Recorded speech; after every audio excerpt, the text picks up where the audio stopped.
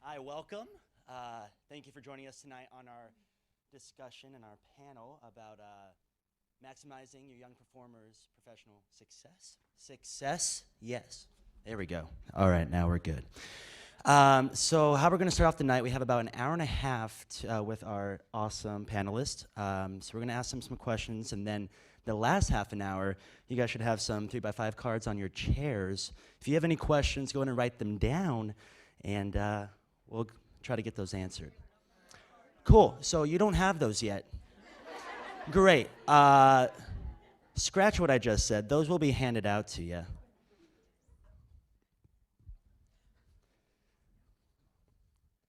Awesome. There we go. I like it because I feel like I'm on like Deal or No Deal or something. Okay, so we'll start off tonight if each of our panelists can introduce themselves and tell us what they do in the business and where they work at, so we all know. Sure. I'm Pamela Fisher, and I am a vice president at Abrams Artist Agency, and I head the youth and young talent division for scripted television and film.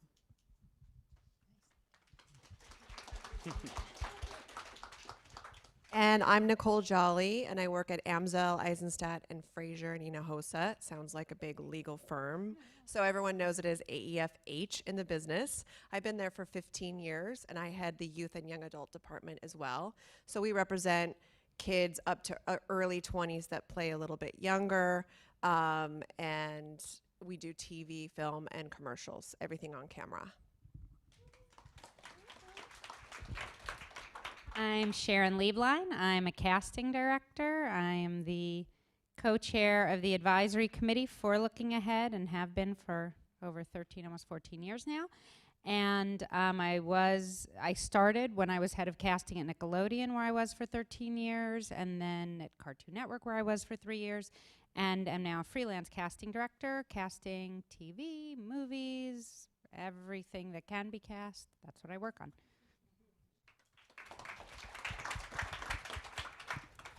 I'm Judy Taylor. I currently oversee the casting and talent department for Disney Channel. I've been there 14 years, and prior to that, I was a freelance casting director working mainly in features. I do work on all the live action at Disney Channel, and I'm also on the committee that Sharon referenced, the Looking Ahead Committee. I'm happy to be a part of that, and happy to be here tonight to hopefully answer some of your questions. Awesome, thank you. So I think we're just gonna dive right into and get started with social media. I don't know. So I feel like it's becoming a larger role in the entertainment business. Have you seen it affect casting? If someone has more followers than someone else, is that something where like, hey, we're gonna see them first because they have more followers? We have two different point of views, so right, because I'm now the freelance casting director and Judy's the network, so she can give you her network point of view. From the freelance casting director point of view, there was a big push for it at the beginning, you know, in the height of when it all started, and influencers and everything, where every producer was like, what are their numbers? What are their numbers? And it still happens for us more when we're working on kid stuff than when we're working on older stuff. But we did a project for a digital media company that also represented influencers, so it became really prevalent in that. And for us, it's really hard because that's not important to us. As casting directors, we just want the best talent for the role. Once you start getting into the business of it all, it becomes much more important. But for us on the creative side, it's hard when our producers push us to find social media kids or adults and influencers and stuff like that, because we kind of want to make sure that they're really good at what they do, at the acting part of it, which doesn't always correlate. So definitely it's there, it exists, but we deal with it the best we can and really just try and find the best actor. Actually, I'm right there with you. There's no substitute when you're casting a project that you want to be true to the characters, and you want the actors that are going to bring the most to the table and are the most like those characters. So generally, I would say that is the driving force always in our casting process, is to find the actor that is the best fit. I will acknowledge, however, that as a network executive, we absolutely do our research and are up to speed on all the social media influencers. That's part of our job. Fortunately, we actually have a series on our air called Bizarrevark, which takes place in a YouTube-type environment called Vugal. So we embrace the social media influencers in that respect in small ways, and the fact that maybe we can have, you know, guest stars that are influencers that will make that whole environment seem more authentic because those type of people are showing up there. But there's no denying that when you're casting it, it has to be, you know, the person that is the best fit for that role. For the agent side, have you seen that become so would you take on a talent if they do have more followers, or you the same way, are you looking just for talent? Yeah, I mean, we do look at social media, but in the same way that the casting directors are speaking about how important it is for you to be able to perform and act and come through with the characters, we see that as well. However, we do see projects that are specifically looking for an influencer. We've seen a couple of situations where they're looking for an influencer to be the star and then to surround them with people who are more professional actors, because perhaps the influencer doesn't have that kind of experience. Remember, the influencers are creative people, because when you're on camera like that, there generally is some sort of talent. It just may not be trained to the same degree as the actor that comes to the table who's been in classes or has been performing for a longer time in scripted areas. But in general, we do find that there is talent there available, and while I wouldn't just sign someone because of their social media footprint, we do have a social media department, and they've brought us people before, and it has served us well. We did just put somebody on a series, and they specifically wanted somebody who had the social media background, and she beat out a lot of our other actors that did not. But I would caution you to know that it must be authentic. And the reason that social media, people who are influencers are so successful is because it was coming along at a time when they weren't trying to be famous for what they were doing. It is the authentic performer that's coming forward that people are responding to. So it's not something that you can just say, I'm going to be a social influencer now, and I'm just going to try to get my numbers up by going online, because the people who are watching are going to know if it's not honestly coming across from an honest type of a place. So I would caution you to really follow your talent first, do the work, take your classes if you're looking to be a professional actor. If you happen to have things that you want to post about on the side and that can come in an authentic way, then I think it could be a beautiful marriage. I don't think it hurts at all if you have a large following, for sure. I just want to add to that too. We have Ethan Wacker on Bizarrevark that Judy was just referencing, and his social numbers grew as his status on the show grew. I think a lot of times what ends up happening is your social stuff grows and evolves as you are actors. And if you try to really just focus on that as opposed to your acting, that is not the mainstay. That is not how it happens all the time either. There's very specific times that happens, but it's not the norm. So I wouldn't overall focus on that. I met a girl today, darling little girl. She had about 6 million followers, 8 years old. I'm gonna keep a hold on her. I'm gonna watch her, but I didn't bring her on because she wasn't ready for me to send her out on auditions yet. So did it get her into my office and did it get a meeting with me? Yeah, it did. But I didn't end up taking her on ultimately because of that. So just keep that in mind. You know, I like how you touched on that. Don't let it control your career. I read an article that said that to stay relevant on Twitter, you have to post every 7 minutes. And I'm like, I can't do that. I don't have 7 minutes to keep posting.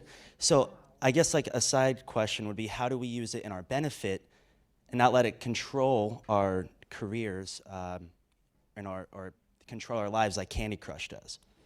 You know, like, how can we use that to our benefit? You know. I would say do your research. There's algorithms and everything on when the best times to post is. I'm sure there are some things that says every 7 minutes. All the research that I've done says that's way too much and people will get sick of you. So I think, you know, I think that you do have to do it, you know, a couple times a day, but do your research. When is it best to post? What is it best to post about? All that kind of information is out there. You need to do your research if you're going to do that, just like for anything else, just like acting classes or being here tonight or any of the myriad of things that you're going to have to figure out to navigate the crazy entertainment waters. Do your research. Yeah, I think if you want to be an influencer, then yes, you're going to have to devote yourself to that. But if you're looking to be a television or film star and a professional actor, that is something that probably will be more important later on, because then it's about engaging with your fans. And the engagement becomes very important because the fans are watching and they want to know what you have to say, and it makes them feel close to you. Can't imagine, as a child, I'm going to age myself, but if I could have engaged with David Cassidy on The Partridge Family, I would have lost my mind. So I can't imagine what it is for kids to be able to tweet, you know, a star and have them retweet or answer or actually engage in some way. So I do think it's important for you to know that that is something that you're signing on for. When you decide that you want to be in the public eye, that is something you're signing on for. At some point, you're going to be engaging with these fans, and they're going to want a little bit of a picture window into a very private life. So it's something else to think about as you're beginning this journey. And you should keep private and keep your brand and what you're putting out, if it's to fans or if it's just you building your brand and, you know, putting your stuff out there, you got to separate it. You know, like you shouldn't have, it's just not safe to have all your stuff out there, like your private stuff, and it's also just probably not smart to do that. Keep your life separate. You know, your private, personal, hanging with your friends, who your friends are, hanging with your family. Keep that separate from what you're putting out there, whether it be YouTube videos you're doing. If that's going to be a thing you do and that's your business per se, do that, but keep it separate from private, personal stuff. We're going to jump into casting. So from the agent side and the casting director side, any do's or don'ts when the young performer or actors are in the room? I know that's probably a loaded question, so you're welcome. Well, let's focus on the do's. And I would say when you're in the casting room, this is something you'll learn the more you do it. You know, with everything you get more experience, you get more confidence and you get smarter about what to do. I always tell actors, if you have a really good question about the material, something you don't understand, you should not be afraid to ask the question. People, or at least I'm speaking for myself and most of the people I work with, appreciate that. If, you know, before you start, to say, can I ask one question, this and this and this. I would say don't ask 6 questions. I would say, you know, if you have 1 or maybe 2 that are really important, you should ask those. The hardest thing, I think, you know, hopefully you're prepared. Always be prepared. Don't ever underestimate any material. Maybe you've gotten some bigger parts and all of a sudden you're going in for a role that only has a few lines and it seems really like, really, this, you know. But sometimes if you underestimate those will be the very moments that you'll come in and then you'll leave and not feel good about it. So be prepared. And the more you do it, to the extent you read the room, and you'll, if everybody seems to be, you know, you never know what anybody else is going through on any given day, what kind of day they've had, if they're going to be really open and engaged. I mean, the people on the other side of the table. So if you come in and you feel the room is really backed up and there are a lot of people and they're running behind, that's probably not the day to come in with a big story. In the alternative, maybe you walk in and people ask you a question about school or something, and you see an opening, maybe to give them a little insight into who you are as a person. So the more you do it and the more you can actually read the room, I think that will be a benefit to you, and that just comes with experience and the more you do it. But don't be afraid to ask questions. I guess the only don't would be don't underestimate your material. You know, work on it and be ready, because you never know what's going to happen in the room, and you want to be able to be flexible. Yeah, and I would just add to that with the asking questions. I always find it best to write your questions right on the sides, because you're going to walk into that room and get nervous. We just all do. It's a human thing. Whether you're cool and confident or not, you're going to walk into that room and get nervous that first moment. And you might forget that you had questions. So always write them at the top of your side. So if the casting director says to you, do you have any questions? Yes. And they're right there. And with that, and with being prepared, I mean, being prepared is just not memorizing your lines, right?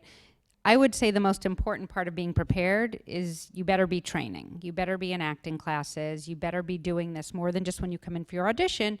You should be in acting classes all the time, working on material, so that when you do get the audition, you're ready. You know, so that's where you get your tools to be ready. So being prepared, just remember that it's more than just, I memorize my lines, because those are just lines. And every audition you go in for, 30, 40, 50, 200 other kids are going in for that exact same audition. And what's going to make you stand out? You know, that's what, if you're really delving into the sides. And also part of being prepared is read everything on the page. Some people, like if you see an X and your scene only starts down here, you'll start reading just down here. Or you won't read all the direction, or you won't read every single word that is on that page. The writers are giving you directions. There's clues and hints all over that page. So definitely read it. And again, to go along with what Judy was saying, if we do ask you a question, the answer isn't yes, no. Like, answer the question. This is a chance for us to see you as a human being as well, because especially with younger actors, we want to know that you're a balanced kid and that that you can handle yourself and all that stuff. Because especially for hiring series regular roles, there's a lot that goes on with that, right? It's not just doing the show. You're then going to have press, and you're going to have, like, all this stuff comes along with being a regular on a show. And we want to know that you have a personality and we can talk to you, and there's more, than just the lines going on. So never give just one-word answers. Don't go on for hours, please, but never give just one-word answers. Always have more to it than that. I'm sticking with positive. That's what Judy said. I'm going to add to this by talking about something that should be painfully obvious to everybody in the room. Maybe you can speak to this as well, but make your auditions and be on time. I can't tell you how many times we're so frustrated because we toil over getting the audition and then rescheduling it for you and getting it on the right time and working with the casting directors who only have a limited window, and then you're showing up late. You're not calling us. The casting directors are looking for you. They're trying to get off to another set. They're trying to do something else, and we don't know where you are. It sounds like obvious, but it is a problem. So make your auditions and make them on time. Be punctual. Plan your day out and get there, because you're having an opportunity that hundreds of people would just kill for. And people forget that once they're in the auditioning sort of realm. They forget that each is an opportunity that you need to be taking as much advantage as you can. That's my biggest thing on auditions. Yeah, I'd like to just add to that to understand that the audition is more than what happens when you walk in the room, and there is an etiquette to the waiting room. And I have actually had casting directors unfortunately call me because there's been inappropriate behavior. Somehow you think that that's like a magic room that no one can see, that you're misbehaving. You're inches away from the door where the casting director is sitting. So before you go in there, let your child know, or your children. Sometimes you have a brother or a sister that's, the culprit.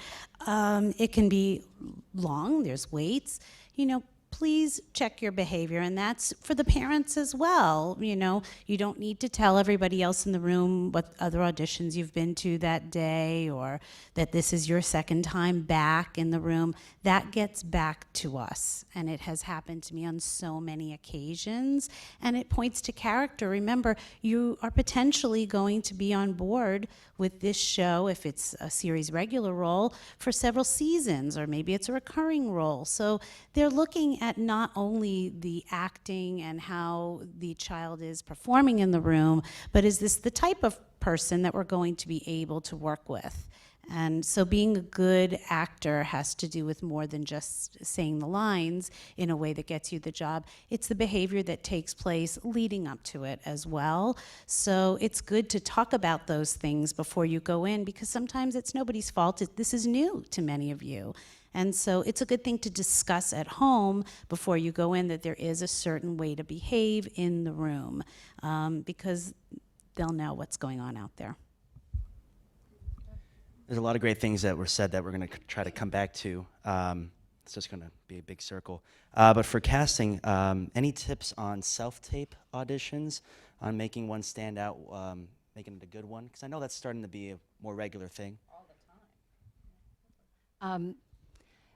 To the extent that you can make sure you're in a room that's well lit, and that maybe you're standing in front of a background that isn't too busy, so the focus is really on the actor. I always encourage everyone, but especially young people, to stand during their audition, because I think it just gives you more energy. I think sometimes if you're sitting, I think standing is better and has you more focused and more aware. I would say it's always great to get one full shot, since don't have the benefit of seeing you in person. So even though you'll say you're 11 and 4'11" or something, I kind of know what that looks like, because I've been doing this a long time. But for the other people who might be viewing it, it's nice to just get that full shot. But then once you're reading, I would suggest going in close, because then it's all about your face and your expression and what you're doing. And if you're moving around a little bit, it doesn't have to be close up, but at least maybe here, so we're really seeing your eyes and your expressions. Trying to think, make sure. A full shot does not mean panning from your feet up to your head. No. I don't need to see your feet. It's about pulling back and seeing the full you. Correct. It is so bizarre when I'm looking at people's shoes and then their knees. It's like, what were you thinking? But that is super important. And also the reader is super important. And half the time it's the parent that's reading, which is fine, but you have to have the pacing to not slow the talent down. And also, you don't want to overshadow the talent. You don't want to be louder than, or, nothing you do as a reader should take away from the audition, right? You just want to add to what the actor is doing. So you have to be really careful of that.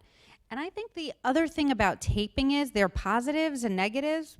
The positive is that you get to do it till it's great, right? You can tape it again and again, but know that. So if you send me something where like your hair is a mess, or you're a little disheveled, or you're not, or oh, that line wasn't great, like watch it yourself. Do you think it was great? Don't ever send a tape that you don't feel amazing about. Don't ever send a tape that you go, that's all right. What's the point? Because there are people sending in tape and coming into the room that are nailing it. So if you're not 100% sure that you love it, don't send it. Do it till you feel you have done your best. The only other, this is really technical, but the reader, sometimes I think the readers think that they shouldn't be loud at all, because they don't want to steal any kind of focus. And it's not that we're expecting you to be the actor, but to the extent that we hear those other lines, it's very important, because otherwise we're just hearing kind of mumbly, and then we're hearing the actor say the line, so we don't know what they're answering. And I always understand why somebody's doing that, because they're thinking this isn't about me, but it's really important that we hear the whole conversation. So parents, I've get literally ready. had clients send in video where there isn't a reader and the kid is reacting off of nothing. The other thing is you have to send it in a downloadable format. Casting directors like to upload it, to the bigwigs like Judy over here and Sharon. Like they want to be able to upload it. So figure out a good format to send it in. And also, if you send it into your agent and your agent gives you feedback and wants you to retape, don't be offended. We're here to help you. grow as actors and send the very best tape that you can. When you are taping, it's one of the only opportunities where you get to really do everything from A to Z the way that you want it and have your team help you with that. I've had a few parents that are like, well, we thought this was a really, really great tape when we have given feedback. So use that and learn from it, and then send in the very best thing that you possibly can, and let your team give you some feedback that way. I do want to speak to the retape thing, because that you should never take that as a negative. That is a really good sign that someone wants you to take the time to do it again, because sometimes we'll look at tapes and it might not be that the tape was bad, but maybe the talent just isn't right for the role. It could be as simple as that. You don't want to overthink it. But if somebody really gives you specific direction, that means somebody really took time to watch it, was intrigued on some level, but has some tips for you maybe before they share it with a larger group. So I would take a retape as a good thing, even if you're hearing constructive criticism or something you need to watch, and also it's a good thing. Yeah, because I think we always want to know feedback so that we can know how to grow ourselves. If we're coming into the room and there's feedback or like notes that you're giving us, is it okay to be like, hey, can I just take 3-5 minutes, go outside, you see a different actor, and then I come back in so I can just Yes. absorb those notes and then just do it? I'd prefer it. I mean, when we give a bunch of notes to actors, kids and adults, when we give a bunch of notes to them and they just go, okay, I'm ready. Like, really? How are you ready? We just told you a million different things. And we usually say, would you like to step outside? Because I'd rather you not waste your moment. This is your moment. And if we're giving you direction, again, it's just like Judy said, any direction you get, if we're taking the time to give it to you, it's a positive thing. It's because you're doing something we like. We think you're good. We just want to see if you can follow direction, do exactly what we need, et cetera, et cetera. But take the moment. If somebody lets you take it, take it. And yes, it is okay to ask for it. Again, it's your time. Now, some people might say, nah, just do it. And if that happens, you roll with it. But I think most of us, especially those of us that work with young talent, would be absolutely open to that. Absolutely, for sure. I always want people to speak up. Here's your goal. Your goal is to leave that audition feeling like you did the very best you could do. I would caution you not to make the goal scoring the part. Of course you want to get the part. We all know that. But you need to take care of yourself. And parents, you can be great about this because you can really help in that way.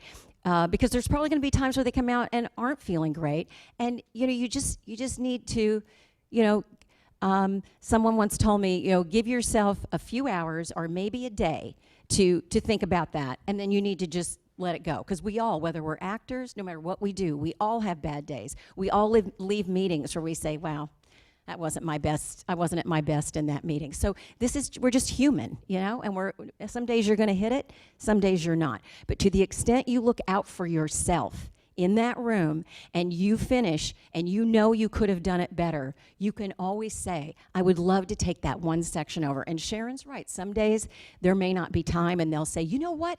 You're overthinking it. It was great. But most of the time, if I'm in the room, we'll say, absolutely, you go out there, we'll take somebody else, and then we'll bring you back in. Okay? So it's all about you leaving and saying, I feel good about that. Whatever happens, it's out of my hands. Because that's really the truth. There's a million other things going into that decision. And the job of an actor, to be clear, the job of an actor is to audition. That is your everyday job. You audition. And you want to leave feeling great because it's like doing your job. You want to walk out of that room and feel great about it, and then you forget about that audition and you walk away. If you happen to get the job, that's the icing on the cake. That's like, wow, fun, you get to go play on set, right? You get to go do this thing that you've been training for on set. But the audition itself, that is your day-to-day job. You've got to love it. You've got to enjoy it. And we know if you're loving it and enjoying it. We can feel that in the room. Speaking from both the agent side and the casting director's side, for a parent, I remember when I moved out here with my mom, she would always be like, oh, you didn't get it. And I'm like, thanks, Mom. I mean, Go, Mom. I know I didn't. But I'm like, getting the job is awesome. It's great to be on set, like you said. But from me, it's booking the room, booking your office so that you're going to keep calling me back over and over again. So booking the job, that's great. But booking the office, I think, is something even better because maybe that role wasn't right for me or right for any of us. And then the next role comes around, boom, we got it. So as a question, let me form it. What would you like a parent to know about the casting process from an agent side and then from a casting director side? Because I don't think, they're not in the room with the kids, so when they come out, how was it? It was good. One-word answer, right? They want something a little bit more. So what would you like them to know about the process of casting? I think that you need to know that you never know. You're never going to know. You're looking for an answer, and we're not going to always have that answer. I have had times where the casting director has told me this just isn't their role.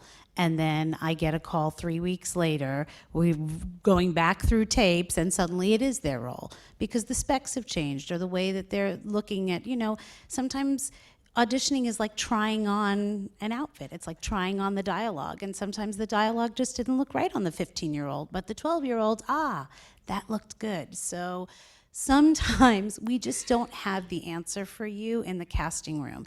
You're looking for it for a good reason. You want to help your child get the next one if this isn't it. So I know why you want the feedback. I know why you want to understand what's going on in the room in the audition process. We're always going to do our best to help you. We're partners in this, right? We want to help develop your child, help nurture along the talent so that they can grow as an actor. But sometimes it's just not going to come back what happened in that room. I can't tell you the times that they say, hey, I just got out of the room and I'm getting a call back. The casting director loved me. They said that was the best audition they saw. And a week goes by and there's no call back. And how could this happen? The casting director wasn't lying. They really did think you were the best person they saw. But maybe when they showed it to the producers or the director, they said, that's not what we had in mind. So there's so many different players. There's so many cooks in this kitchen.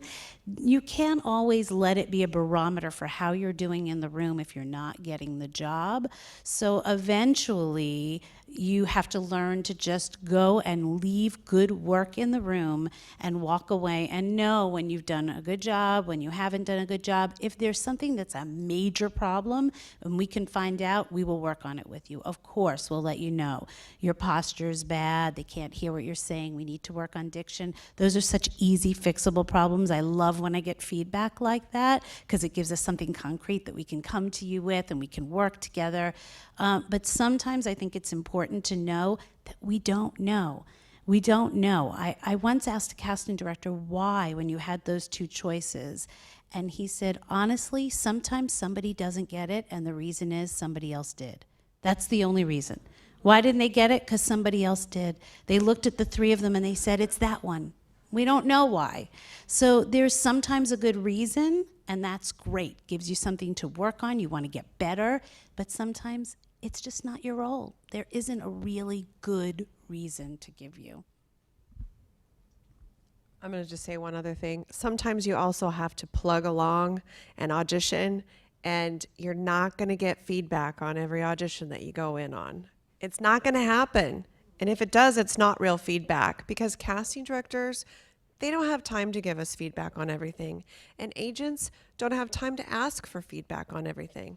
So you just have to, again, vest yourself in the process, do the very best work that you can, and go on the auditions, and feel the best that you can about it. The feedback thing, it does happen, but a lot of times it happens at higher levels. Once you've made callbacks, once you've been put on a veil, once you've been pinned for projects, that's when we get the juicy, most helpful feedback. A lot of times parents call and they say, well, he did really, really good. And I say, okay, so this is a political card that I'm going to play with this casting director. You're sure about this? Yeah, call. I call the casting director. Oh, he did a good job. It just went in another direction. That doesn't really help us, right? You just need to keep plugging along for a while sometimes. If I can try to demystify a little bit from the casting point of view and how it relates to everything everybody is saying, because it's all true. But casting a project is a process. And what you don't know is the timing of your visit sometimes. If you come in at the beginning of the project, there's going to be less specific feedback, because the bottom line is we're creating something. We're putting pieces of a puzzle, and oftentimes until we get the key character cast, even though we might be casting 3 or 4 parts at once, the vision isn't becoming clear to us just yet. If you come in later on in a project, you may find out that things happen more quickly because parts of the puzzle have been filled in, so we're coming from a more knowledgeable place, and you won't always know why that is happening. And I think also when we give feedback, because you're right, sometimes I'll just say, this person did a great job, but somebody else won it in the room. And that could be because when we get into callbacks, we'll do what we call chemistry reads, mix and match. And 2 actors can come in for the same role and be equally as interesting and have totally different points of view. And you don't even want to have to make that decision. But 9 times out of 10, one of them will be a better fit with the person that they're opposite. And that's the deciding factor. So when these things happen, as difficult and disappointing as it may be, you have to remember all the other things that are going on. And if you've gotten to that stage and don't get it, that's pretty far. That's pretty amazing. To get that far and to even be in the mix at that level, that's a win. That's a major win. To get that far, the network's going to remember you. The casting director's going to remember you. This business is also about persistence. You just keep doing it. You keep doing it and keep plugging away.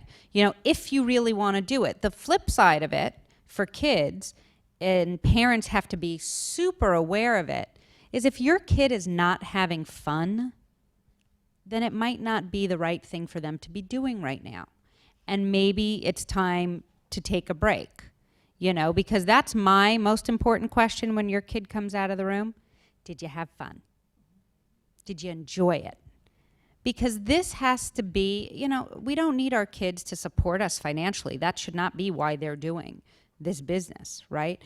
Kids just want to get into it, and that's why they should be doing it. So for that reason, if they don't want to do it, to me, it's like ballet, it's like soccer, it's something you work and work and work on, and they love it, love it, love it, but then all of a sudden they go, don't love it anymore. Be careful, because we all know this is a very expensive business for your kids to be in. You pay for the acting classes, you pay for the pictures, you pay for everything. Don't get so caught up that you don't see the signs that your kids aren't having fun. So constantly check in with your kids and make sure this is what they want to be doing. Even if they've been doing it for years, sometimes they just need to take a break. And that's okay. And you, as a parent, have to let it be okay. Hear, hear. You're here. So with a lot of productions still staying in LA, some are going to Atlanta, some Vancouver and Toronto. As young performers are getting older, towards like 15, 16, 17, does emancipation play a big part in casting so that the parent doesn't have to go up, so that the production doesn't have to pay for the parent? Not from where I sit, no. It's just about finding I'm at a network that's all about young talent, so we would never limit ourselves in that way or make those kinds of demands. We're in the kid business, and so we're always looking for young people and the parents. That's just the way our network works. And so that would not be an issue. That probably would be an issue for, well, I can let you speak to that, for maybe in a freelance situation with a certain kind of film that doesn't revolve around minors. Like we did a Netflix series, and we had to send 10 young performers to Israel for 3 months. Well, you better believe we didn't want to send them with their parents. So because that gets pricey. So for us, it's not a kids network, and we really were looking for kids to play 16, 17. So we absolutely cast 18-year-olds. And we didn't look at 17 to play 18. If you were legal 18, we were very specific. We didn't want to send anybody on their own to Israel that wasn't at least 18. We sent a talent rep with them. They weren't really, on their own, but no parents. So we were very specific on that. And we do, more movies than on TV, but we do look at it and say, it's going to cost us more budgetarily. It's going to mean a parent on the set. You might have to deal with teachers, so all of that kind of stuff, when we're looking at it from that point of view, it absolutely weighs in. But I want to be clear that emancipation is a very drastic move. We don't recommend it. Yeah, I would not. That is not the only way. There are other ways that I'm sure most of you know about or that you can find out about, which include other ways to be able to work as a legal 18. I don't think it would have helped in that case. We had somebody on that. But there are times where it becomes difficult at 15 and 16 because the production doesn't want to have to spend the money for a set teacher and wait the hours and all of those other things. But emancipation, really, you have to prove that you can live on your own and make your own money, and it's really... It is it's drastic. a very drastic move. That's the good word. There is the California High School Proficiency Exam, which you can take at a certain age or depending when you're at a certain grade in school. There's other ways, GEDs, other ways to get around that so that you can work the adult hours and become more attractive to films and television productions that are looking for the legal 18. But that involves a whole other bunch of questions that you as a family have to sit down and say, do I want to not school for that period of time? I'm taking on a series. I'm going to use my California High School Proficiency Exam or my CHESP to take this series. So that basically means it doesn't preclude you from going. It's not instead of school. You can still go to school if you want. Let's say you're in high school and you take the exam, continue on in school, but you want to use it for a series. This is a time for a family discussion because you have to decide, am I okay stepping away from my education for this time while I'm on the series and taking off? Some people don't want to take off the time from high school because they have aspirations of going on to a good college. And so this is something that you have to decide. And we as agents come across this all the time. So it's a family discussion, and only you and your family will know what's best for your child. And you really have to realize it's not just not schooling. It's not having the studio teacher there on the set looking out for your child's welfare.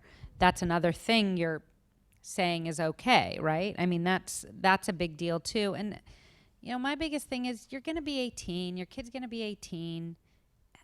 It comes fast enough. Really, when Pam is talking about it's a family discussion, that's really what you have to think about. You have to weigh the importance of getting the job versus your child being a child, and having a kid's life, So it's a heavy conversation, and it shouldn't be a monetary conversation. It's really, again, about your child's well-being, and that's what you have to be looking out for. To touch with talking to as a family, having family discussions, sometimes one parent's at home in Maine because they have to stay. I don't know why I said Maine. I like Maine. And then the other, the other parents here in LA with their child trying to make their dream happen. So I don't like the word turn down, but for a family, when is it okay to turn down an audition? Or what is too long of a book out you know what I mean? Just for family reasons, or they need to go to Israel to have fun? I think that's going to be a personal thing for an agent. For me, there is no too long. If I believe and I'm on board, then I'm on board. So we have people who take leaves for whatever reason or don't take an audition. You are in charge of your child's life, not me. I work for you. So if you feel that this material is not something, if it's scary and your child's afraid, or if it's inappropriate and you don't want them to go, or if there's a language that you feel will not resonate well for you or your belief system, then I'm on board with that. So for me, any reason is okay. What's not okay is if you've gone down to the wire, this is your fourth time in, and all the producers are there, and you're about to test, and then you say, I don't like this, and I want to pass. That's not okay. Yeah. right? That's awesome. But if you look at something that we send out, I never have a problem. I've never had a problem with anybody passing on material. I may ask you why, or I may make my case why I think it's actually worthwhile. Like, I understand that you don't want to go to wherever it's shooting, but this is such a great producer, or maybe you're passing because the role is very small, and I want to make my case why I think it's worthwhile to have. I'll certainly tell you how I feel about it. However, in general, I don't have a problem with you. And if you need to book out for your family, you take the time that you need. Can I just say? No, please. Because we even have, we've had times where an actor will have been in maybe gotten really close on a couple of things, and they need a break. They need some time to just get a new perspective and rejuvenate and come back. And I would never, ever hold that against anyone. I mean, your own health and well-being and state of mind, there's nothing more important than that. So if your child ever says to you, maybe I want to take a little break and not go in for a bit, I just would support them 100%, and when they're ready to go back, you'll know it. I think that stands to what she was saying before about reading your kids and making sure that they're still having fun too. Certainly we all have, kids at 12 who are like, I just want to play soccer now, and that's what I want to do. And I think working with kids, we have to be okay with that. And I certainly, I go into young adults too, so we have over 18. So certainly at 17 and 18, there comes a point when all of the clients are deciding, do I go to college? Do I go to college in Los Angeles? Do I continue to try to audition while I'm going to college? Can I audition long distance? All these things are conversations that we have. And if you're with a reputable agent that believes in your kid, they're going to be flexible about that with you, and they're going to understand that this is part of the process, not only as growing as actors, but growing as people. We have to get that. We have to understand that. We all do. I can't speak for everybody, but moving out to LA, I think one of the biggest things that I always hear is, I want to be a star. I want to be a star. And I mean, when I was a kid growing up on Disney Channel watching it, I was always like, I want to make those ears. That's what I wanted to do. So I'm like, that's what I want to do. That's my dream. But I feel like being a star and being a successful actor are two different things. Being an A-list where you do a movie or two a year, that's awesome. But being that actor or actress on that show that you're like, I saw them on that other show. I saw them, and then you look and they're like, oh, they did 7 things this year. So I feel like, what's the definition of being a successful actor rather than just being a star? Well, I think it starts with if this is what you really want to do, if it's, to Sharon's point, soccer, musician, whatever that is, and if it happens to be acting, then it should be about the roles you get to. I mean, the goal should not be necessarily to be a star. It should be the opportunity to play these characters and to bring as much of who you are as a person and infuse it into this great character that you might get to play. So that should be at the core of it. And I would just say for somebody, because now I think it all seems so accessible between social media and back when I first started casting, you went to New York, you cast in LA, and maybe you went to Chicago. And that was about it. Now you can be anywhere in the country, in the world, and submit tape. And so I think people look at Disney Channel and people making the wand IDs, and they're going to say, I want to do that. I can do this. And maybe they can. But as a parent, it's up to you. I always say baby steps. The first step when they say it isn't to pack a bag and move to California, right? It's just like you would do with any other thing that required training. Make sure they're in a drama class at their school. See if they're competitive. See if they get roles in plays. If you have a great little community theater that they can participate in, and see how they do there and if they really like it. Because watching somebody do it and thinking you want to do it and then coming out here and going to auditions every day after school might not be what they had in mind, And but I think it's very important for you to assess how ready they are before you take any big steps. And then if that's still their dream and it's happening and you want to make that decision as a family, then you make that decision. But I'm getting back to the star thing, because it shouldn't just be about being famous. You have to have, it's not easy. It's a business, it's highly competitive, it takes stamina, it takes resilience, it takes true passion for what you're doing, that you just never want to stop and you just can't not do it. And if that's really where you are, then the satisfaction will come from any role you get to play and you feel like you really nailed it. It won't be about whether you're totally famous. Yeah, I mean, if your goal is to be on the cover of that magazine, that's not the goal. That's when you go, uh-oh, maybe not, you know, because you have to want it. Like, that magazine will come, but it comes from all the work you're putting into it and really building yourself as an actor and doing these great roles. Then that's, you know, that's the byproduct of it. It can't be your goal, because then you're a little off on your goal. And so when you're talking to your kids, really ascertain, what is it that they want?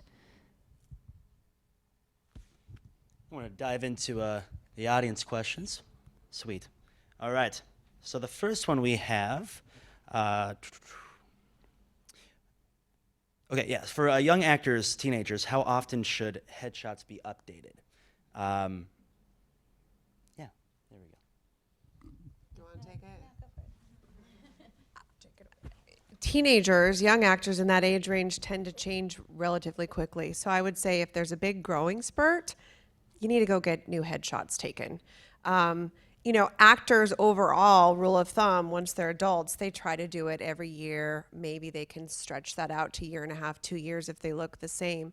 But kids don't generally have that luxury because they are changing and evolving. Sometimes their faces thin out in just the span of a year. So I would say anytime that there's a growing spurt, make sure that you change it. And then obviously, like, if you cut your hair really short or anything, you have to look like your headshot. So those things all go without saying. But if you're not doing it every year, or you're not touching base with your representation on if your photos are effective, it sends a message that you're not 100% in. So do that kind of thing on your own. Don't wait for me to call you and say, oh, by the way, you're 17 and I have 14-year-old photos, and I just got a call from Sharon. She's upset. She thought you were a lot younger looking than you are. No. So do that on your own and use your own intuition. I mean, you kind of know if your kid looks like their shots or not. Perfect. Headshots are key, guys. Gets you in the room, right? Cool.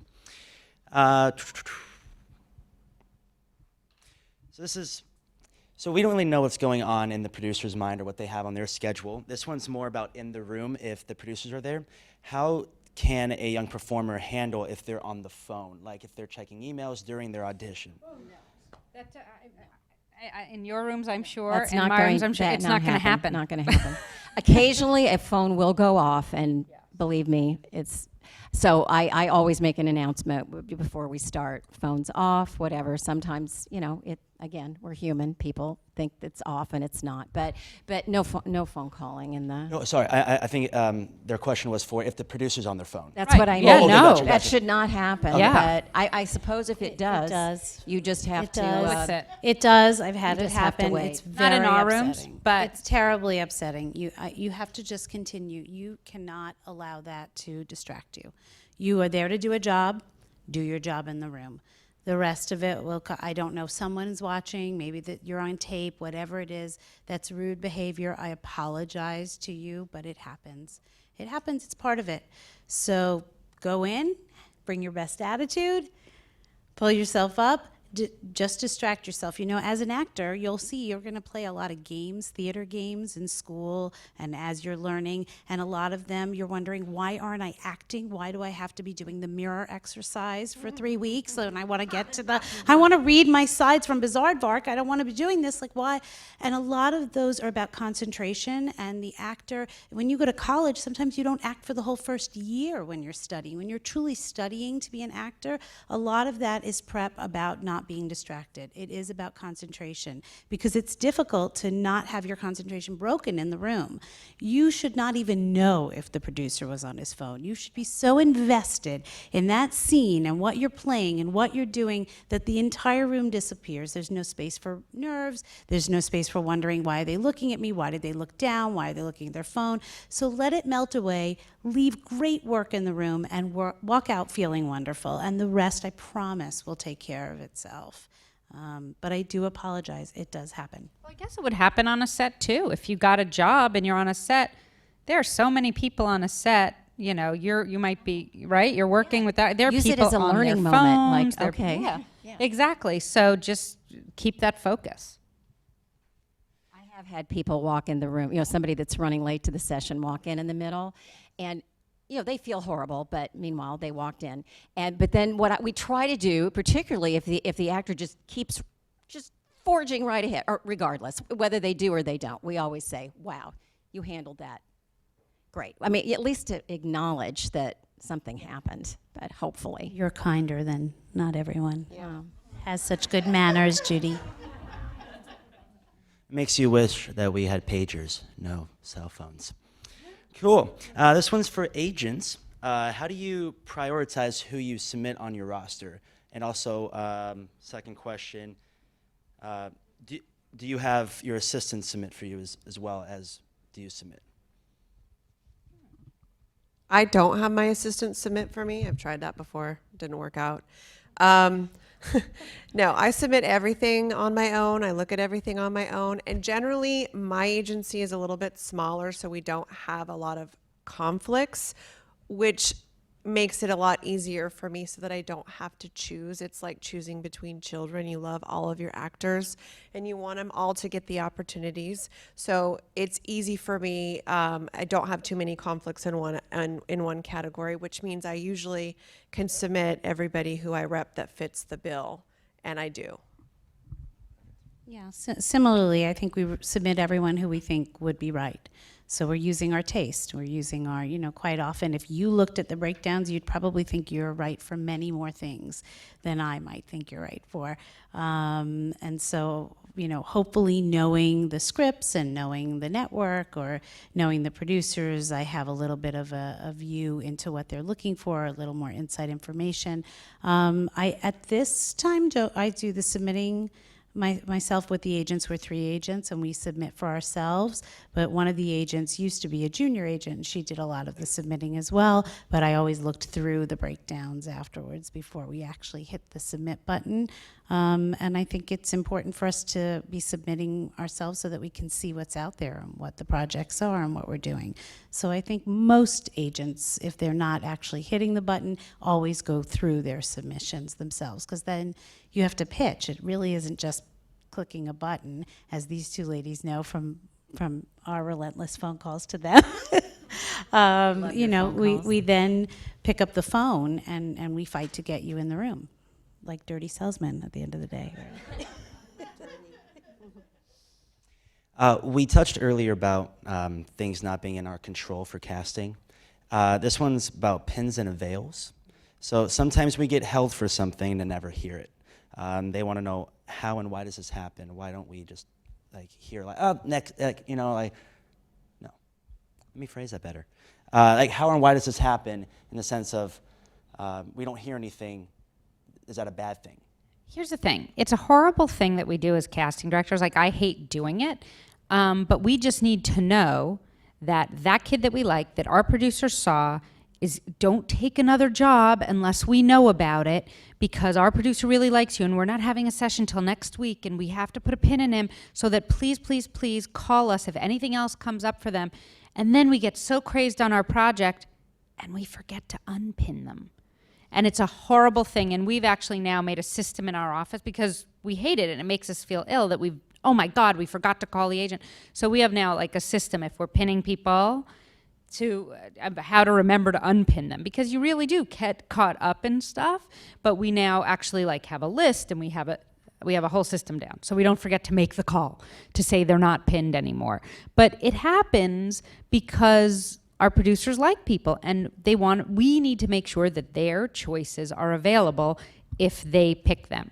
you know, and we have to make sure we don't lose you. It's a bummer of a way to put people on hold and then they don't get the job, but it's truly the only thing we can do. I think it's important for you to understand what PIN means. And I know that we have casting directors who do this, you know, who work with us and who do this too. If they have a session with their producers and they know their producers like them, and then they're sending over maybe the tape over to us, and it might take a day or two before they get answers from us, so they do the PIN thing. But honestly, you have to understand, there is nothing binding about a PIN. There's nothing binding. I mean, this is a tool, for lack of a better word, that casting directors use to let you know that there is some interest. In the commercial world, they used to call it watch and advise all the time. If you were, you know, went to a callback for a commercial and you were one of 5 they liked or whatever, until they got the final word.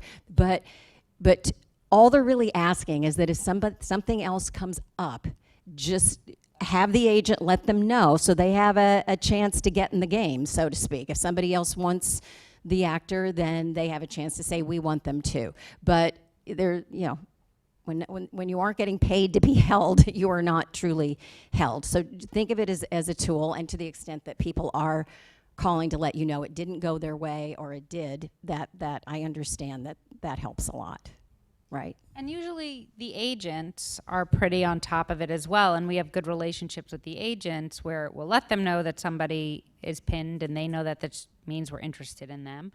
And they'll say, are they still pinned? Are they still, like, we try and stay on top of it. But again, like, we all have a million things going on, but we do try and stay on top of it. And the agent and us are usually, if you're at that point when we're saying, hang on to them, we like them, we're talking. Like, we know what's going on with each other. There are moments that they'll forget to tell us that they're up for something, and we'll forget to tell them, oh, they're not pinned anymore. But for the most part, we're communicating. And I watch a lot of the commercial stuff in our department as well. I would say maybe 1 out of 10 commercial casting director releases an avail. They just don't do it. So you're just not going to get released if you're put on a veil for a commercial. It's a little bit different. There's a little bit more communication between the theatrical agent and the theatrical casting director. So just kind of know that commercially, generally, they come and go, and a lot of them put avails on like 10 people for one role for commercials. So certain huge casting directors that you go to, they do that. So just kind of there's a little bit of a difference between a commercial pin or avail and a theatrical. Okay, for casting directors, do you watch every self-tape that's submitted? That's a lot of time. And do you watch it in its entirety? In my office, we do. And we watch everything that gets submitted, and we rate them so we know if we're putting them forward, if they're just okay, or if we're not going to pay attention to them. But we do not watch in their entirety if we knew. I mean, sometimes we just know. The moment we see it, they're not right. Or, a couple lines in, nope. And that's just the truth. I mean, but we in our office watch every single tape that gets sent in to us. Well, I always did that when I was in the freelance world too, so I can speak to that. You just are compelled to look at everything, because the one tape you don't look at could be the magic one, So I can't understand anybody not looking at all the self-tapes.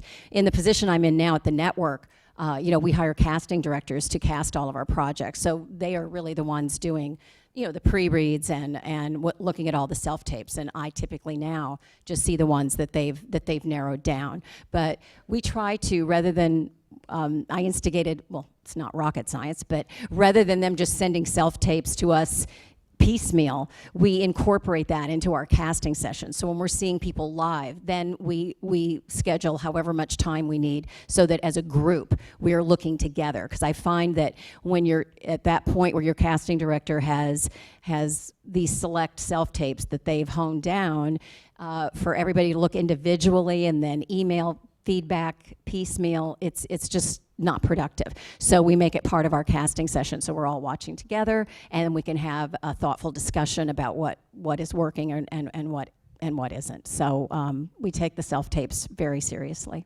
And it happens all the time now. It's so much more with everybody being able to tape at home and send them in, we always, my partner and I always said, we're not going to be those casting directors that have people go on tape. You can't help it. Like, we want to see everybody live. We love seeing everybody live. But that doesn't always happen, and that's why I think it's great that you don't not everybody has to move to LA these days, because you can put yourself on tape where you are. The last series we did, we ended up casting 2 brothers from London, and it was all just off a tape that their manager submitted. So, you know, you just never know, and that's why the tapes are so important.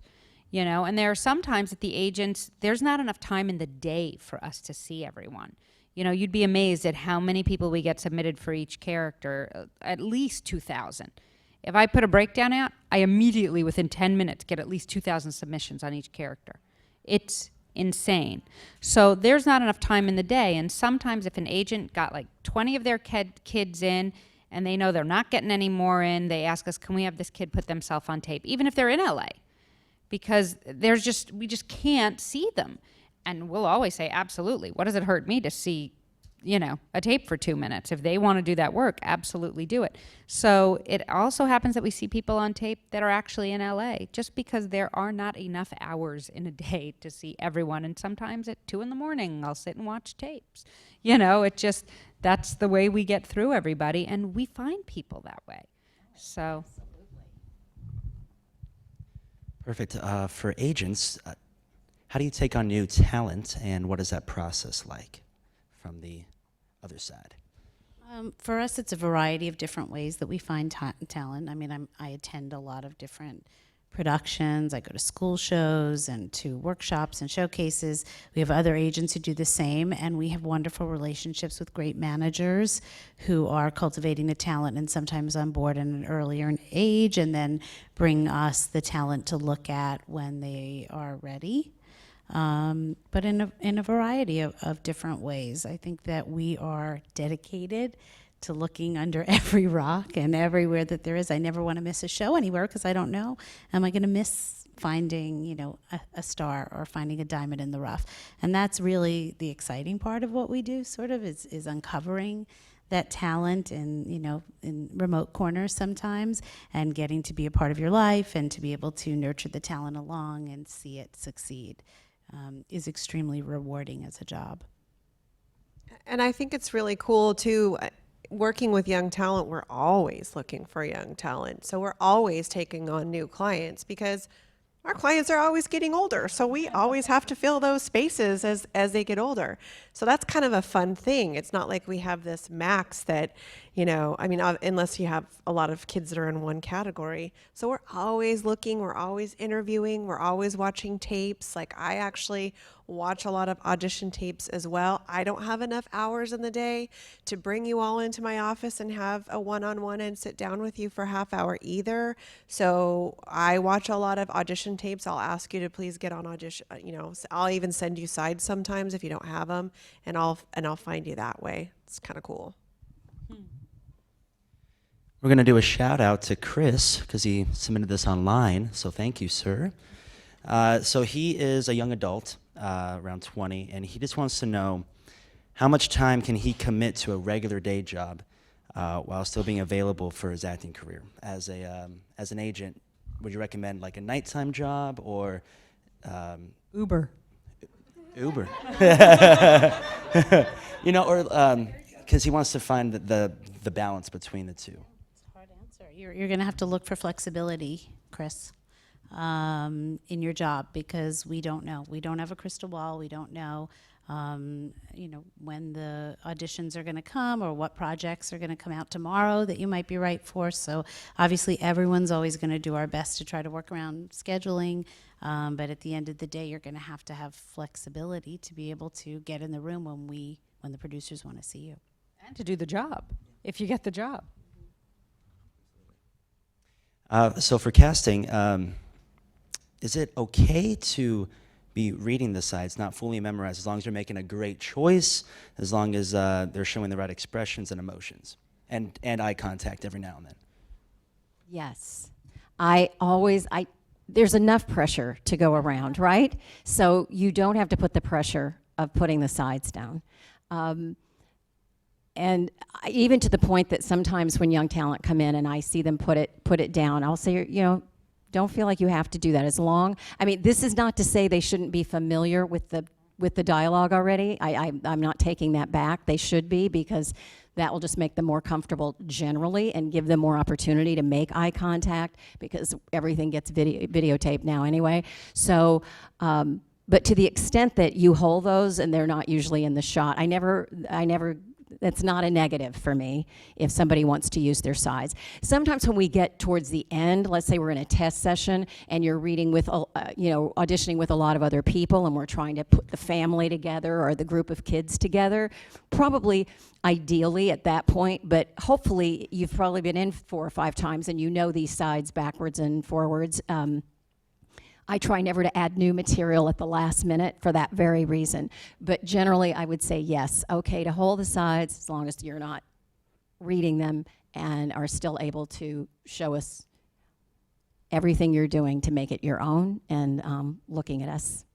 Not to cover your face either. Oh, no. God. I would have to, I would stop. We would stop you and say, okay, just bring them down a little bit, you know. I'd say memorize it when they pay you, and that's my general rule. But of course, because you might also have a lot of auditions during the day. But also, if you don't have that paper in your hand, the message you're sending is, this is your best performance. This is your final. You've got it down. If you're holding it, it's still a work in progress. I know that sounds crazy, but it's just, the way it kind of seems. So hold it. It also makes us feel so uncomfortable if a kid comes in and they're not holding it, because the whole time we're going, oh, I hope they know it. I hope they know it. Oh, God, I hope they know it. I hope they don't drop a line. And it makes us nervous, So don't make me nervous. Hold the sides. Even if you don't need to use it, when you work on sides and you memorize sides, you kind of know where it is on those lines are on the page. So just take your thumb down the page, and as you're doing it, just turn the page when it's appropriate, not while you're talking. Never turn the page while you're on your lines. If you can avoid it, always when you're on somebody else's lines. But really, just even if you feel like you have it 100%, again, it goes back to the nerves. And you never know how you're going to be in that moment and what's going to pull your focus. It's better to have them. It's just safer. Having said all that, I'm just remembering being in the room and when they're using it, and then maybe they get some direction, and then they're really in it, and they become so comfortable that they'll say, I don't need this now. In those moments, I don't make them take it, but it's part of the process, and it's part of their little journey in the room. And then you feel if they're that confident to put it down at that point, then I don't want to interrupt the momentum. We'll figure it out if we have to throw them a line. But so there's no right and wrong, but it's not a bad thing, is the bottom line. So you touched earlier about school performances. You're going out and seeing, plays or musicals. So as a parent standpoint, what can we do if our child isn't going out as much to help make your job easier? How can we be proactive and kind of work on our craft other than being in classes and things like that? Yeah, I don't know there's much you can do about going out more. That's really our job. That's what we're doing. And so I think that, your job is to always be ready. Make sure that your pictures are updated, that your site is updated, your profile. Make sure that you are in class.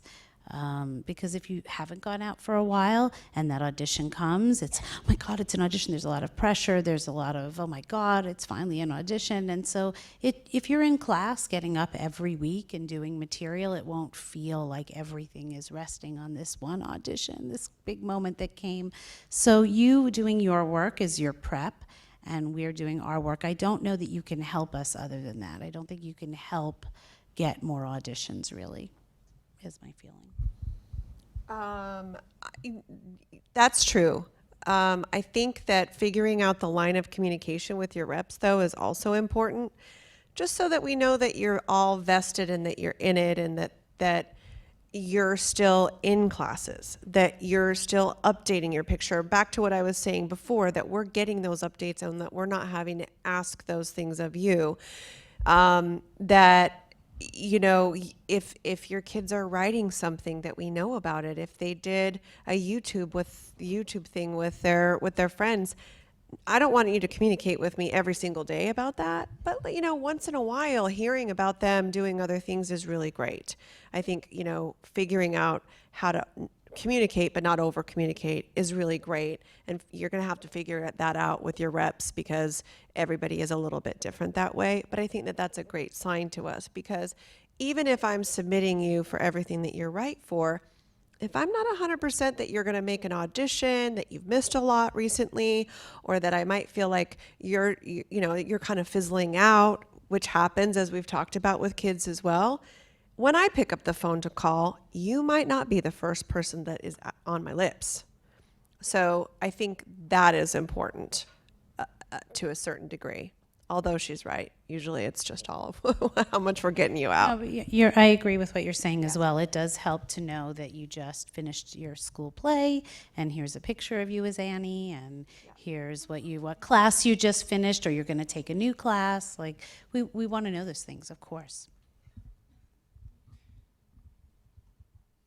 So agents and casting directors have a relationship that's built over years.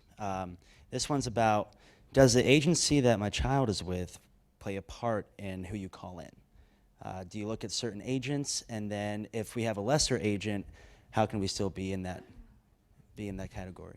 Well, I'll say, from my point of view, from the person that's doing all the pre-reads and everything from the beginning, absolutely the people we go to first are agents that we trust. We absolutely call, like these ladies are on the short list of who we call. But as, again, every office is different, but my partner and I like to turn over every rock. We go through we get through the entire submission, of everybody that's submitted, every agency, every manager, because you never know who's gonna find somebody where.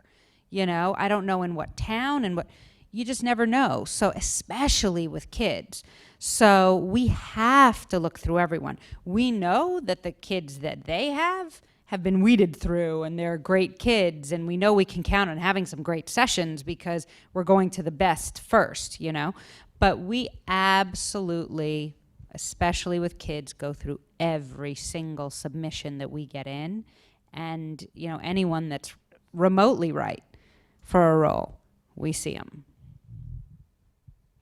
Yeah, we encourage our casting directors, because you always find yourself, at least with one part in a project, if not multiple, that you're just not maybe finding exactly, or not enough variety. And it's, have you looked at everybody? Have you talked? Is there anybody we haven't engaged with? So I think that's just part of making sure you're thorough. We're going to wrap up with the questions with this last one about demo reels. The length, and do you look at them? So the length for you guys, what's the best, and do you guys look at the casting, or at the reels? I think it should be short, just a few minutes. It doesn't have to be every line and every time the camera cut to you, ever. It should just be, the one or two top moments that you've had, as far as time. So just a couple of minutes. But make sure that you're really shining in those moments, and that you're choosing things that's indicative of how talented you are. And don't focus just because you're in a scene with Leonardo DiCaprio on mostly Leonardo DiCaprio, and then we see you and then it's over. Because that's great. That was great. You were kind of in the background over there. That was awesome. But they don't need to see that. They don't want to see that. We don't need to see that either. So just really focus on your acting and choose pieces that really show your acting. I would rather have, a great clip of a student film if it shows some really good acting than 2 seconds of you on NCIS as an under 5, where it doesn't really show anything. And for us, we're not focused on demo reels for kids. If you have one, we'll watch it. But we're not even, if I see your resume, as long as I see that you're training, you're in a class, and that you've done some plays at school, and that, and I see that you're really working towards it, even if you don't have a lot of credits. As a kid, you're not supposed to have a lot of credits, And it's a big difference, I remember when I was over at Nickelodeon, we'd get really excited if we were getting this kid in that was a series regular on that network show, and we were going to get him in. And then they'd come in and they'd just be okay. Because on the network show, they might have a line or two, but on our network, it's like they're the leads. They're the stars of the show. So it's not as much about the credits for a kid to me earlier on. It's come in the room and give the performance and do a great job. Now, if you have a great demo reel, that's fabulous, but we're not focused on that.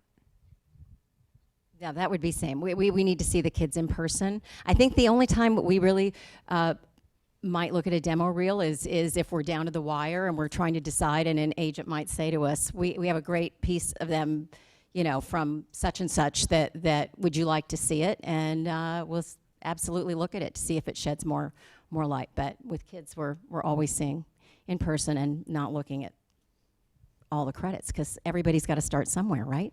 And also, back to the headshot thing, you guys change so quickly that oftentimes we'll just get a demo reel together and it'll have been a painful 1.5 year process. And then you don't look like that anymore. You know, you still have a lisp from when you were, you know, and now you're like 9. And so, you know, then it becomes like obsolete, right? You don't really need it anymore. Now, as you start to get older, those become more important. So late teens is when, you know, we really try to start focusing on that a little bit more. And that is because we're working on big major networks and studio films, and they do want demo reels more so. And especially when you're getting down to the wire, or when a producer is in Toronto and they're casting in LA and they just need a little bit more because they're not in the room with you. So it also evolves. It's less important and it becomes more important as you grow as actors and you get a little age under your belt. If I had one line with Leo DiCaprio, I would keep that on my reel. I'm sorry. I'm sorry. I can't do it. He's Leo DiCaprio. So we're going to wrap up tonight. I want to thank you all for your questions. Thank you, panelists. Just before, I just want to mention to the parents, thank you. When I moved out here, my mom, she was my lifeline. She kept my head on straight, and without her, I wouldn't be where I am. So I think we should do a round of applause for all your parents. Thank you. And we're gonna leave tonight. If you just have one last, I don't know, hoorah to our audience on what to leave them with, if you can just, one last thing. Have fun. Enjoy. And this should be joyful. There's a lot of joy in this. There's a lot of not joyful things. So try to find the joy in it for as long as it is joyful. Stay in it. Keep on, keep it on. I mean, it is. Hoorah! Hoorah! I mean, you know, it's a trite sort of thing, but I've heard it, you know, a lot of people say, remember, it's a marathon and not a sprint. And it's true. Don't do it to become a star tomorrow. Do it because you love it, you love the work, and you're in it, and you're in it for the long haul. That's the reason to stay in it. That's the reason to do it. I'll use my final moment to plug Looking Ahead again. If your child is 9 to 18 years old and not a member of Looking Ahead, they should be. The reason that I started with Looking Ahead so many years ago and that I'm still there is because I think it is the most important thing offered to children in Hollywood, 9 to 18 years old, that it gives them a place to feel like a regular kid. And it gives them a place to learn about leadership and to learn how to have a balanced life and to learn how to deal with their finances. There is nothing like it. And it is a free program to actors that qualify. If you're in the union, if you've made a certain amount of money during the year, which is not a lot if you're a working actor. So please, please, please, if your child is not in Looking Ahead, please look into it. They must be. That was such a good wrap up. I think mine is just a PS. I just want to say, I mean, I should have been sitting there and then you could have had the big wrap up. I would just say, I want to reiterate what Sharon said. Check in with your kids. Make sure they're still having fun every so often, because that's really important. And then I would just say perspective and balance. As parents, make sure it doesn't become your whole focus. There's a lot of other things going on in the world and in your lives. And to the extent you have downtime and time away from it, and if you're making new friends in the business, don't forget the friends that have known you forever and the family that knows you really, really well. It'll keep you grounded, and it'll keep you focused and perspective. Just remember that word, okay? This was so good. I feel badly because I couldn't really see people in the back, but.